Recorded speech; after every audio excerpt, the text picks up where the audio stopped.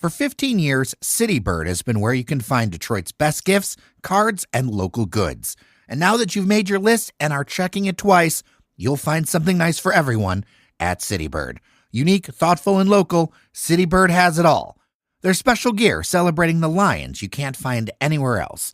Mugs, they're witty, they're fun, and I have far more than one. Back our classic engraved neighborhood rocks glasses with your choice of 60 Detroit neighborhoods for a touch of elegance. City Bird also offers a curated selection of jewelry, candles, home goods, and apparel by hundreds of local and independent makers. Here's a pro tip. When I go to their shop on West Canfield, I head straight to the wall on the left and make sure I pick up some of the most unique, thoughtful, and humorous cards I've ever seen. And if you get a card from me, you can bet it's a card bought at City Bird. I found that for any occasion, they will add that extra bit of joy, whether it's a note to say thanks or paired with a present. Visit City Bird today and make new memories for you visiting their store in Midtown and for everyone on your list. Located in Detroit at 460 West Canfield between Cass and 2nd Avenues, or online at citybirddetroit.com. That's citybirddetroit.com.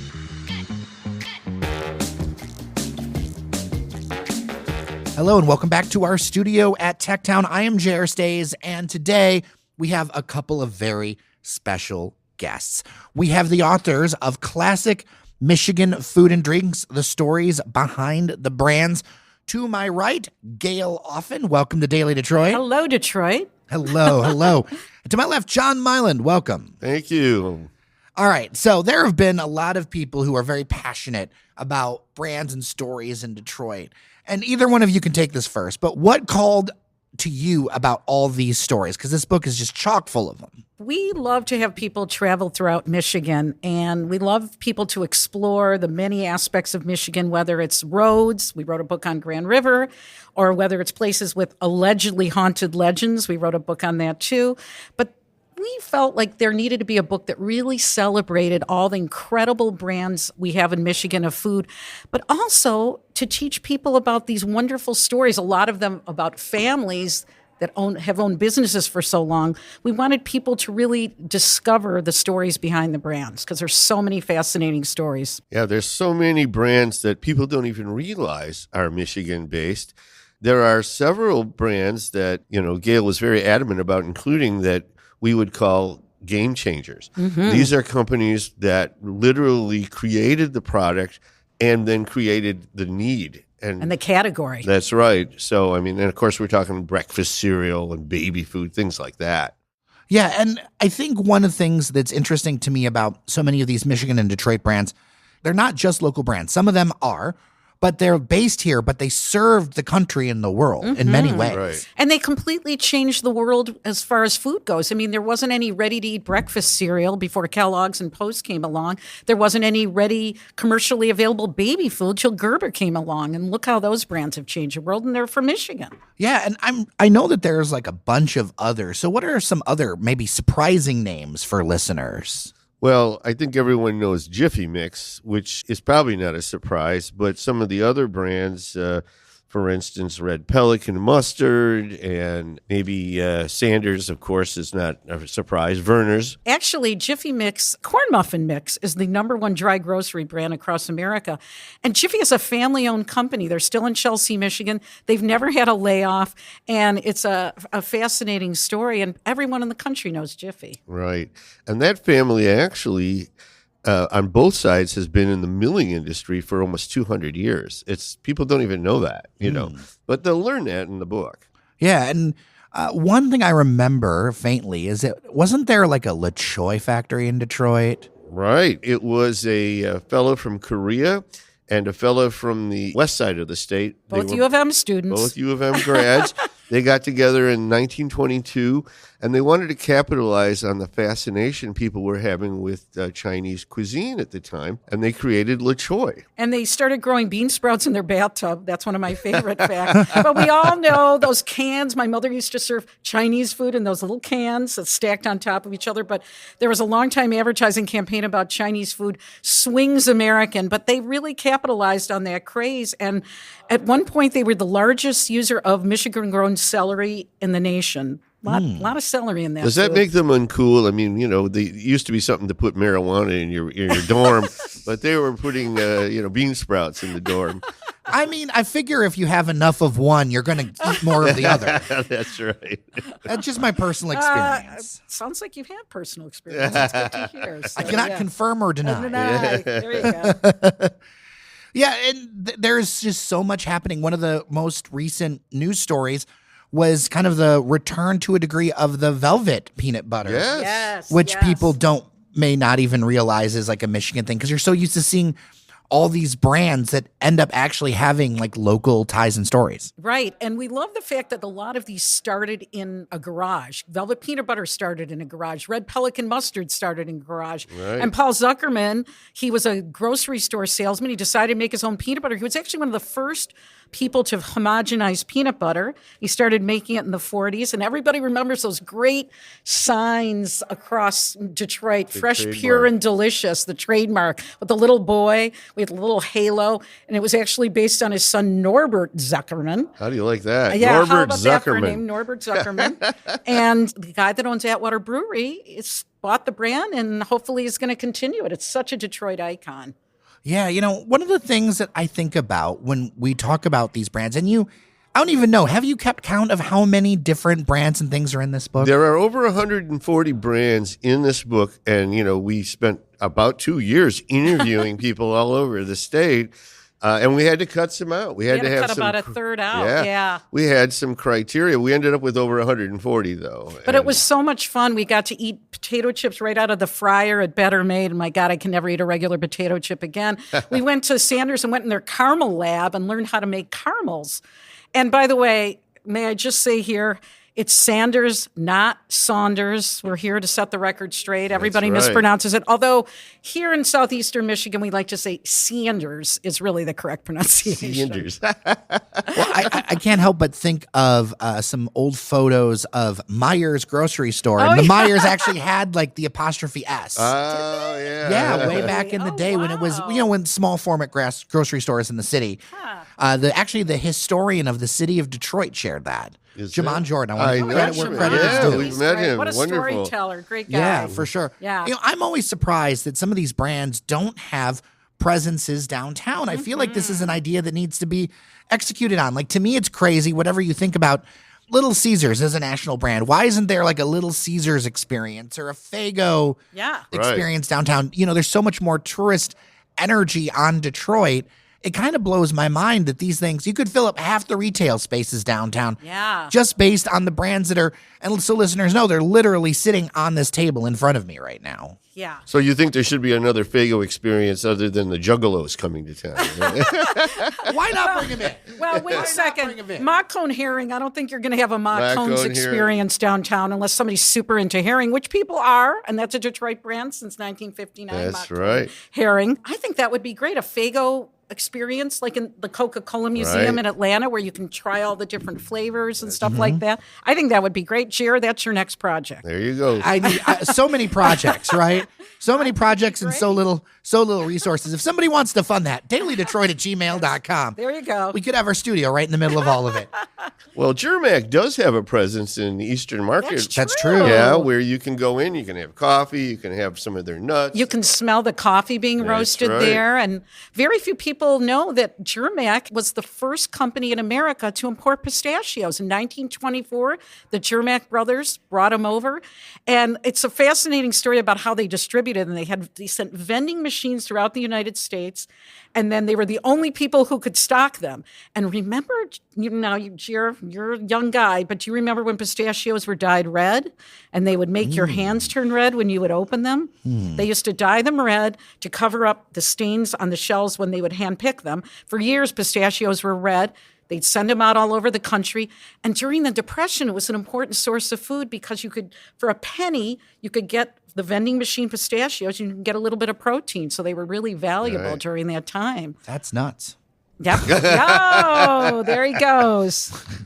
He was waiting for that one. I think. I hit him a softball. But Germac, again, they're celebrating our 100th anniversary. So congrats, Germac, for staying in Detroit for 100 years. So what are some of the brands that you all get asked about most?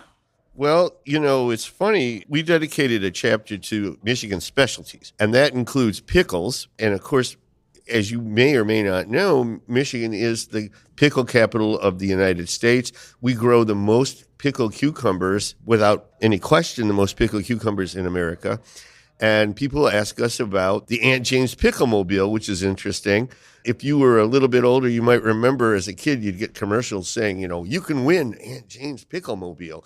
And it was Wow. a little tiny motorized car, Now, Aunt Jane's is no longer a brand, but it is now Gilo. The Gilo family own the pickle company now. And there's McClure's in Detroit, and of McClure's? course I just had some of Tober's. I just had some of their sauerkraut over the holiday. What, Is that right? McClure's, yeah. I haven't had it. Is it good? Yeah.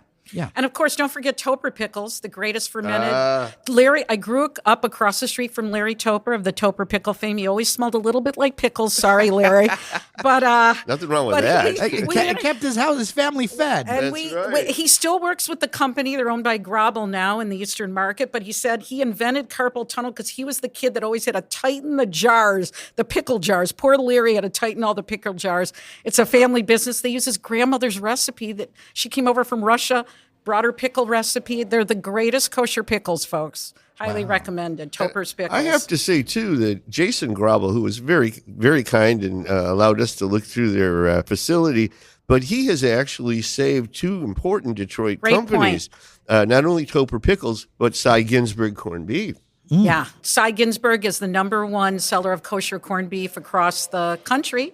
And Cy himself, we interviewed him. He taught the guys at Zingerman's to make their first sandwich. He taught them how to slice corned beef.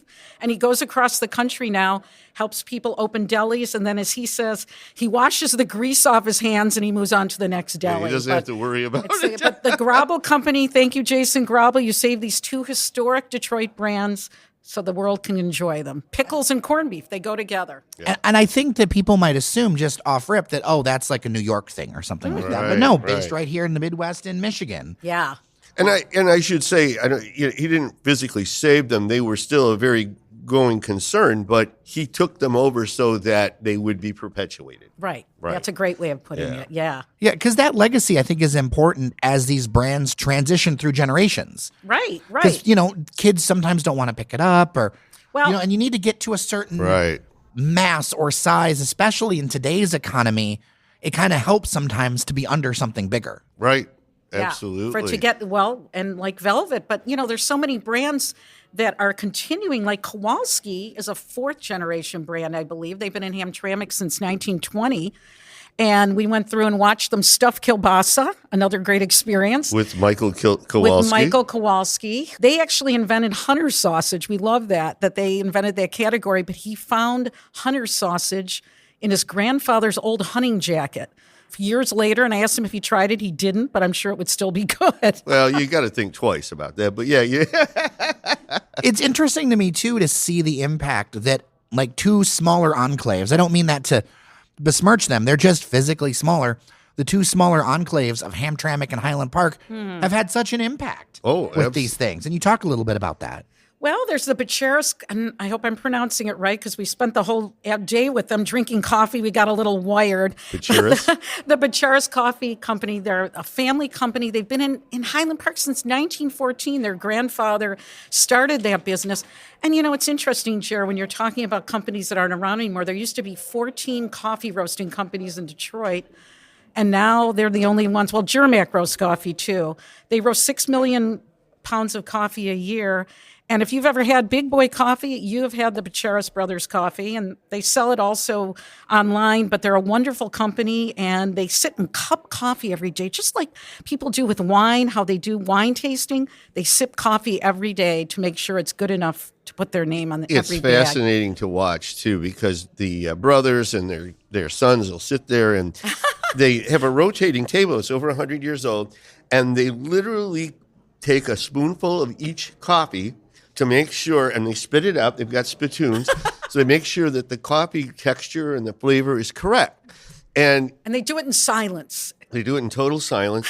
Like monks. Yes. Yes. And then they make little notes, and then they have to agree. And they do this every single day. The best secret of the Bacheris coffee business, though, is the founder told his kids, he said, look, the best thing to always remember is most of this goes down the drain.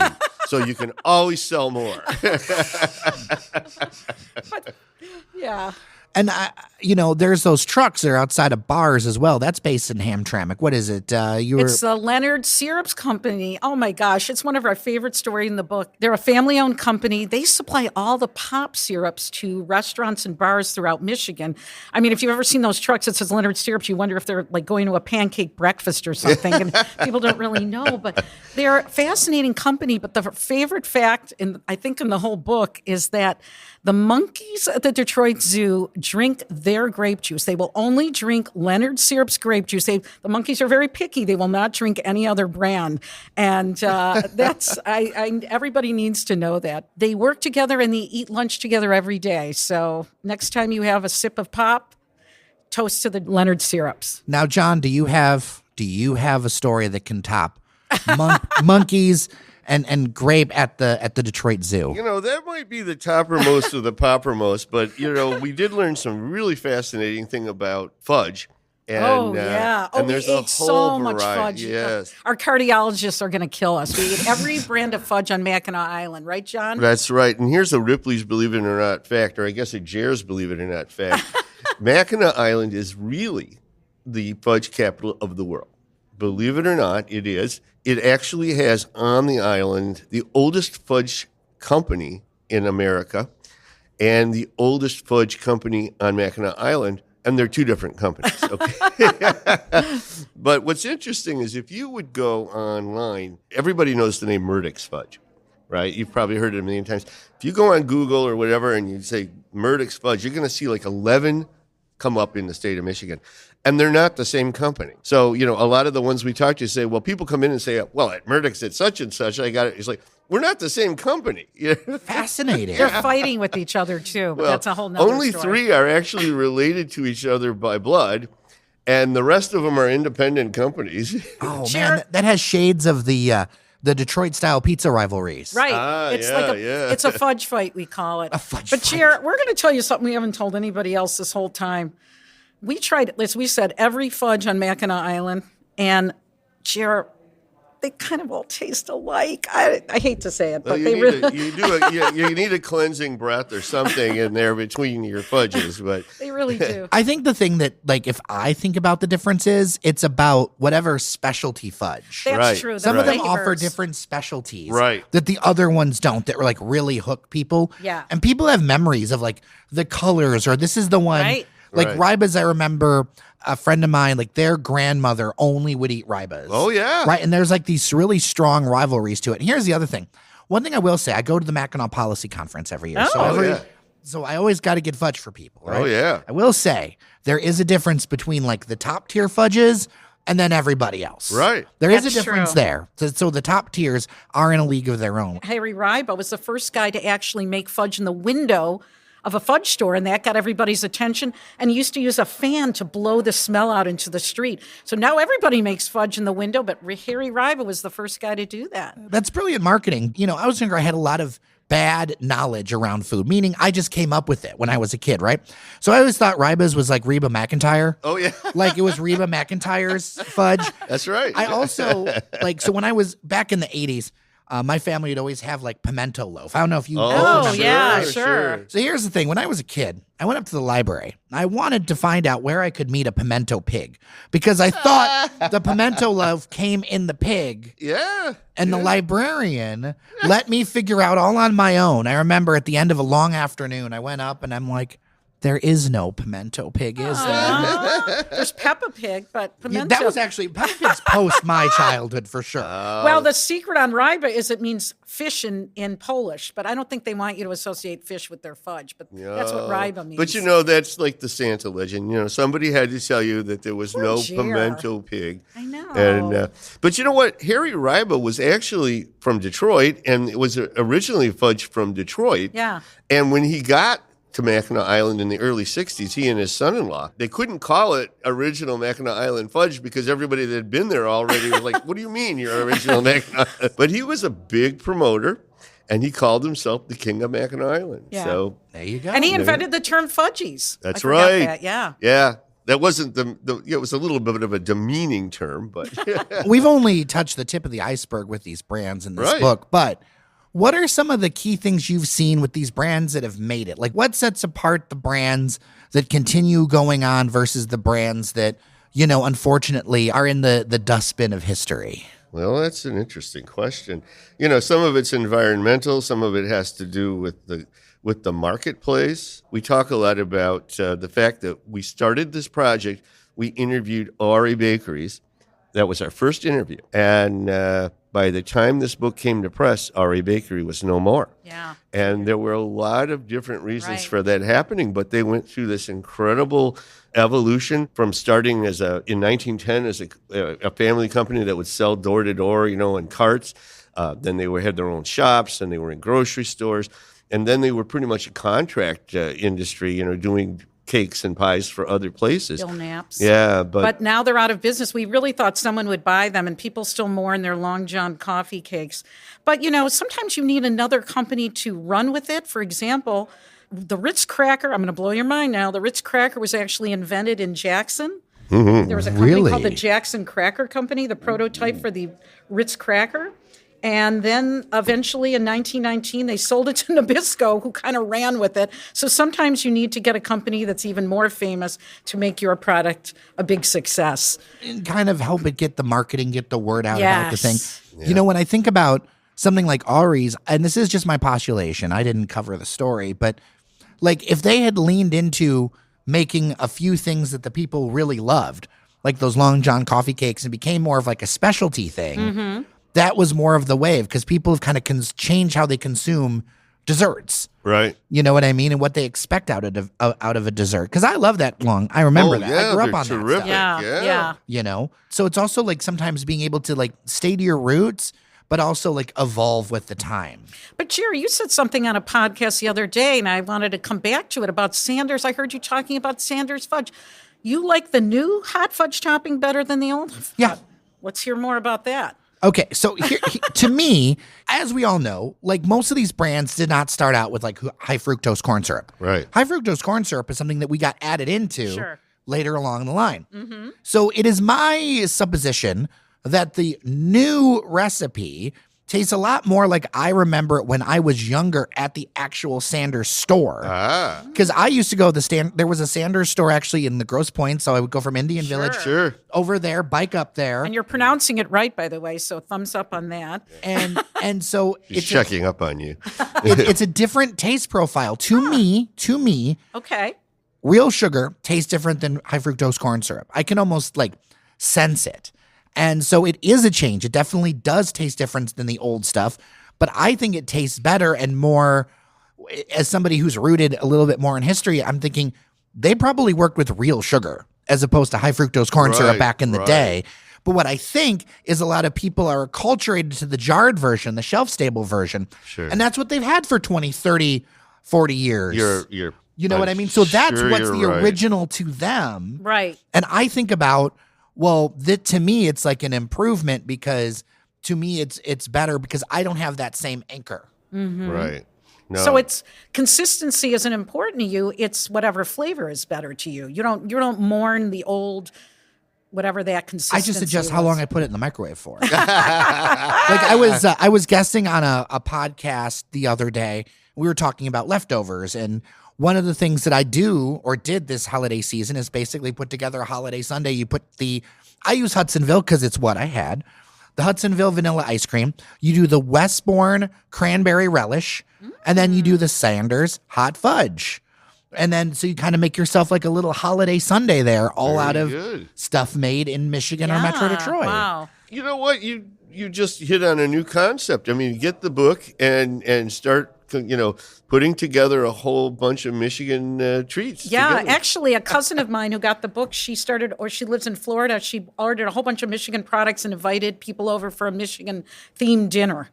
Sanders Bumpy Cake, she ordered National Coney Island chili, and she ordered a Faygo. She ordered a whole bunch of things and treated people to a Michigan dinner, which is a great idea. Yeah. And now your Sunday is another one. It's There you funny, too. We were talking about different businesses and conglomerating things for Michigan. Conglomerating. Yes, right. That's a big word. There you go. You can go with That's it. your word of the day, Yeah, listeners. conglomerating. Conglomerate. There you go. Let's go with that. It's a conglomeration line. There are a whole bunch of independent chocolate makers in Michigan.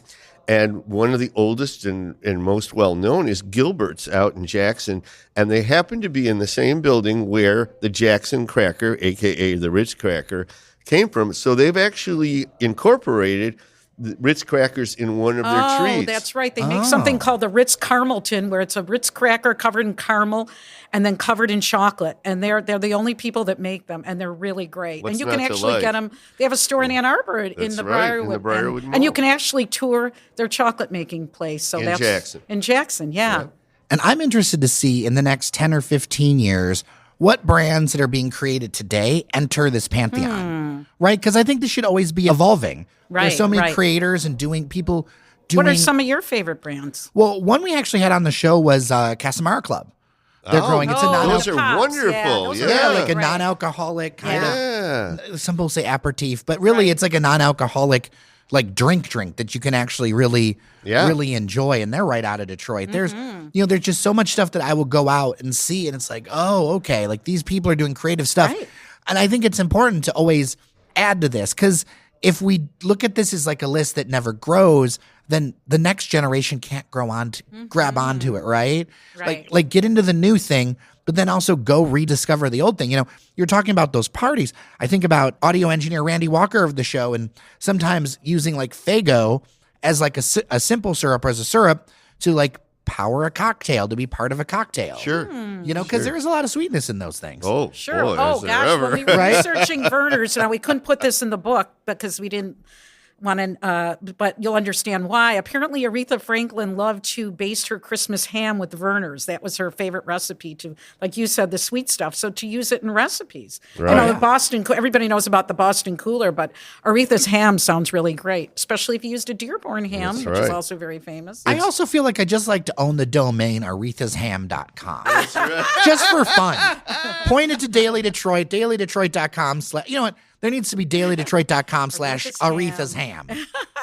Now, as a segue, I will say that Detroiters can be very proud of the fact that Vernors is now the oldest soft drink in America. Oh, wow. Really? The oldest existing soft drink in America. 1866. Okay. I would be very interested to see a recipe to, like, how like Coke has the sugar kind? Right? I'd be very interested to see some recipe tweaks with the Vernors. Right. Yeah. And label it separately, like 1880s edition or Oh, something. right. So it could be like vintage ones, like a bourbon, like a well-aged. That's 'cause right. It started out as There an you aged go. thing. Right. But, Yeah. we should be proud. Speaking of sugar, we should be proud of the fact about Pioneer Sugar, which is located in the thumb of Michigan. And it actually saved the thumb of Michigan. It was all about lumber. David Whitney here was a big lumber baron. Penobscot building is all about right. And Yeah. that was all cut down. Once all the trees were cut down, they looked for something else. They started growing sugar beets, and sugar beets saved the thumb of Michigan.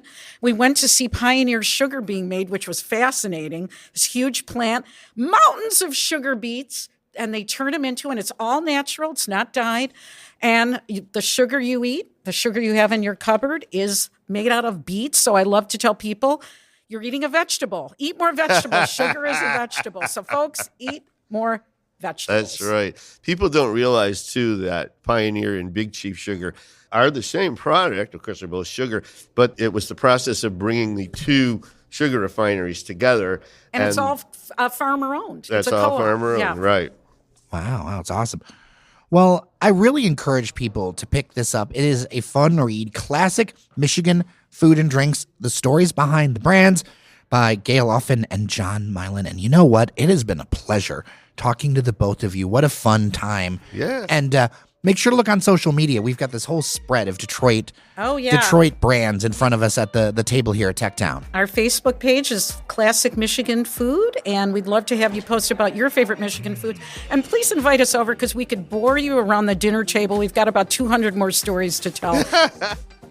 And that's it for your Daily Detroit. Thank you so much for listening. Thank you to our members on Patreon, patreon.com/Daily Detroit.